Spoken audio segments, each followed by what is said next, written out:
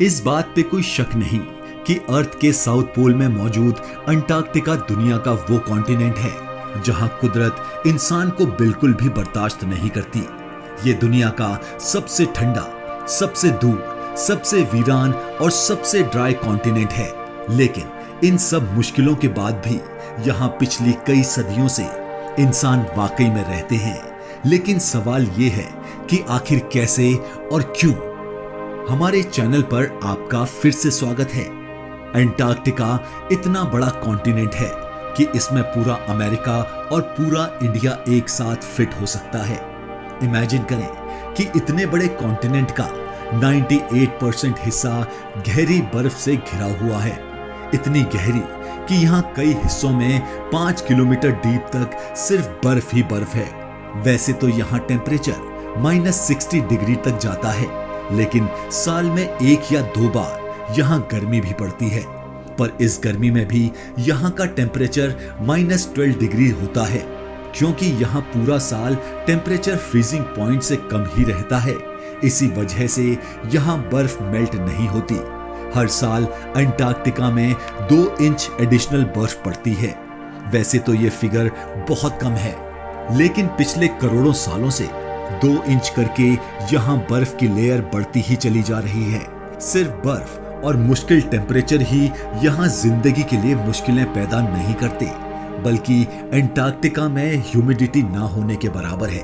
Normally हमारे पास हवा में 40 to 80% वाटर वेपर्स होते हैं, जो इंसानी सेहत के साथ साथ इकोसिस्टम के लिए भी बहुत फायदेमंद होते हैं। लेकिन अंटार्कटिका में ह्यूमिडिटी लेवल सिर्फ और सिर्फ 0.03% है।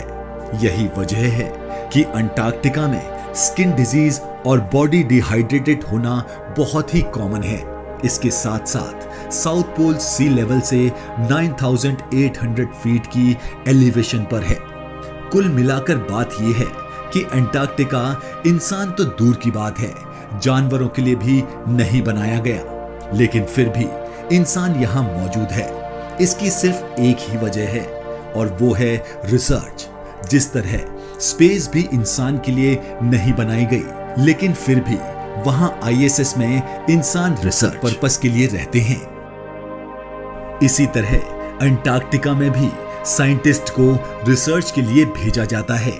ये है यहाँ का Amundsen Scott south pole station. ये एक अमेरिकन बेस है, जहां पर गर्मियों में 150 और सर्दियों में टोटल 45 साइंटिस्ट और स्टाफ रहते हैं। यहां तक इनको पहुंचने का सिर्फ एक ही जरिया है, वो है बाय प्लेन। अंटार्कटिका में कोई एयरपोर्ट या रनवे मौजूद नहीं है, और ना ही गहरी बर्फ की वजह से बन सकता है। रनवे कंक्रीट या टारकोल से नहीं, बल्कि ऐसी चीज से बनाए जाते हैं जो यहाँ सबसे ज्यादा पाई जाती है, बर्फ। जी हाँ, बर्फ पर रोलर चलाकर उसे सख्त किया जाता है, जिस पर जहाज लैंड कर सकते हैं। अंटार्कटिका में लैंड करने के लिए भी पायलट्स को पहले स्पेशल ट्रेनिंग दी जाती है, क्योंकि ये आम रनवे नहीं, बल्कि ये बहुत ही स्लिपरी होते हैं। कार्गो प्लेन के केसेस में तो जहाज के लैंडिंग गियर्स की जगह एक स्पेशल स्काई लैंडिंग गियर लगाए जाते हैं, क्योंकि कार्गो प्लेन का वजन बहुत ज्यादा होता है, और अगर इसके लैंडिंग गियर्स में टायर लगाए जाएंगे तो वो लैंडिंग के वक्त बर्फ के अंदर धंस भी सकते हैं। साउथ पोल अमेरिकन स्टेशन पहली बार 1956 में लकड़ी से बनाया गया था, जो फौरन ही बर्फ में समा गया। 1974 में इसको अपग्रेड करके जायंट इग्लू की शेप दी गई। पूरी बेस इसी इग्लू के अंदर रहती थी, पर अमेरिका का ये एक्सपेरिमेंट भी नाकाम रहा, क्योंकि हर साल सर्दियों में ये इग्लू भी बर्फ के अंदर चला जाता था। क्योंकि अंटार्कटिका साउथ पोल में है, जहां 6 महीने सूरज होता है तो रात नहीं होती, और अगले 6 महीने तक रात होती है तो सूरज निकलता ही नहीं। इसी वजह से इन 6 महीनों में रात होती थी। तब इग्लू को बर्फ से बाहर नहीं निकाला जा सकता था, यानी स्टाफ को अगले 6 महीने का वेट करना पड़ता, जिसमें खुदाई करके इसको बर्फ से बाहर निकाला जाता था। इसमें टाइम भी लगता था और एक्स्ट्रा फ्यूल भी यूज होता था। लेकिन 2008 में अमेरिका एक नई अप्रोच के साथ मैदान में उतरा। और इग्लू को भी रिप्लेस करके ये चीज बनाई गई। इस बिल्डिंग की खास बात यह है कि इसकी शेप एरोडायनेमिक है और इसको हाइड्रोलिक पिलर्स पर बर्फ से थोड़ा उठाकर खड़ा किया गया है। एरोडायनेमिक शेप की वजह से तेज हवाएं इसके ऊपर और नीचे बर्फ को इकट्ठा नहीं होने देती, लेकिन हर 10 सालों के बाद फिर भी इसके नीचे बर्फ जमा हो जाती है, लेकिन तब इसको आसानी से अपलिफ्ट किया जा सकता है। अंटार्कटिका एक फ्री कॉन्टिनेंट है, यानी इसको कोई भी कंट्री ओन नहीं करती। यहाँ पर 29 कंट्रीज के अपने अपने रिसर्च सेंटर्स बने हैं, लेकिन सवाल ये है कि साउथ पोल में कौन सी ऐसी रिसर्च होती है जो दुनिया में कहीं और मुमकिन नहीं है। यहाँ पर ज्यादातर स्पेस से रिलेटेड और एस्ट्रोनॉमिकल रिसर्च होती हैं। नॉर्मली हवा में मौजूद वेपर्स आसमान को धुंधला कर देते हैं, और अगर हम ट्रॉपिकल एटमॉस्फेयर में टेलीस्कोप लगाएंगे तो ज्यादा दूर तक नहीं देख सकते।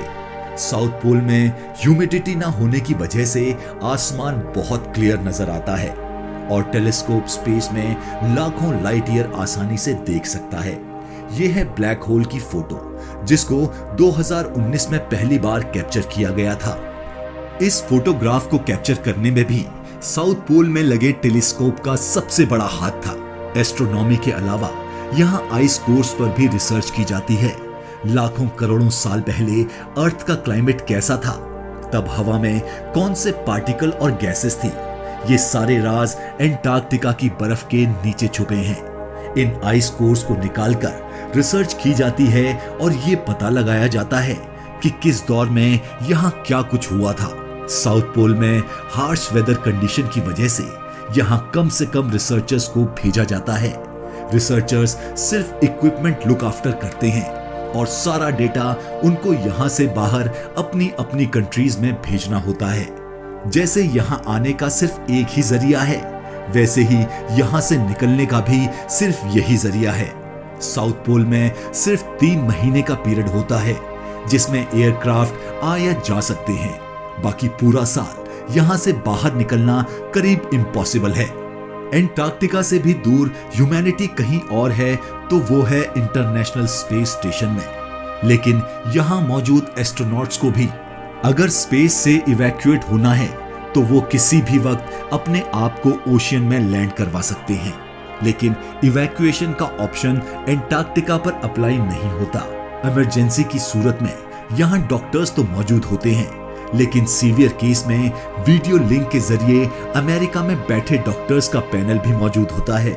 लेकिन ये वीडियो लिंक इंटरनेट पे काम करता है और यहाँ इंटरनेट भी एक बहुत बड़ा चैलेंज है।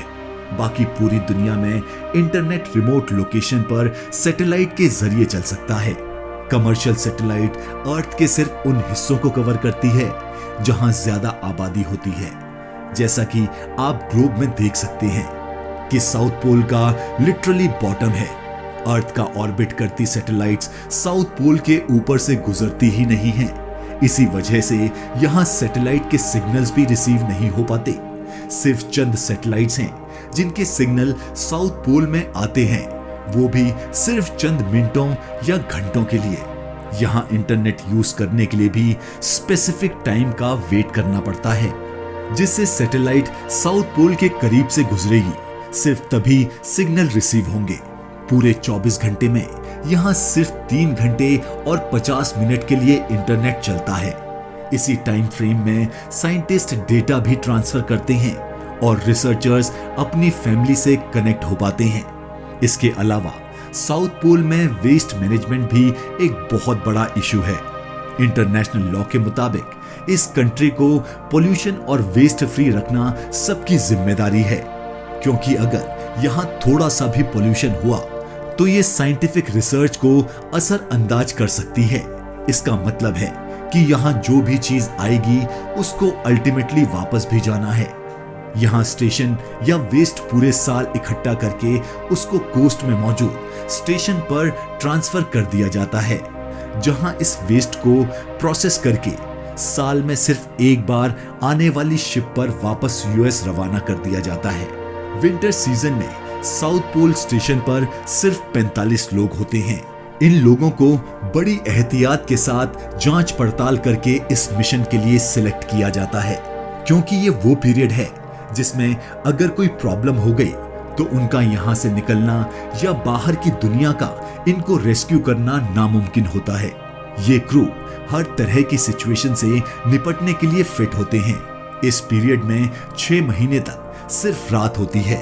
एंजाइटी, डिप्रेशन और होम सिकनेस के अटैक्स बहुत कॉमन पाए जाते हैं और इस मुश्किल घड़ी में यहाँ कम्युनिकेशन भी ना के बराबर है। पूरे 6 महीने तक लिमिटेड रिसोर्सेस पर गुजारा करना इस क्रू का ऐसा कारनामा और सेक्रीफाइस है जिसको एक छोटे से वीडियो में एक्सप्लेन करना बहुत मुश्किल है। अगर आपको हमारा वीडियो पसंद आया हो तो प्लीज लाइक और सब्सक्राइब जरूर करें।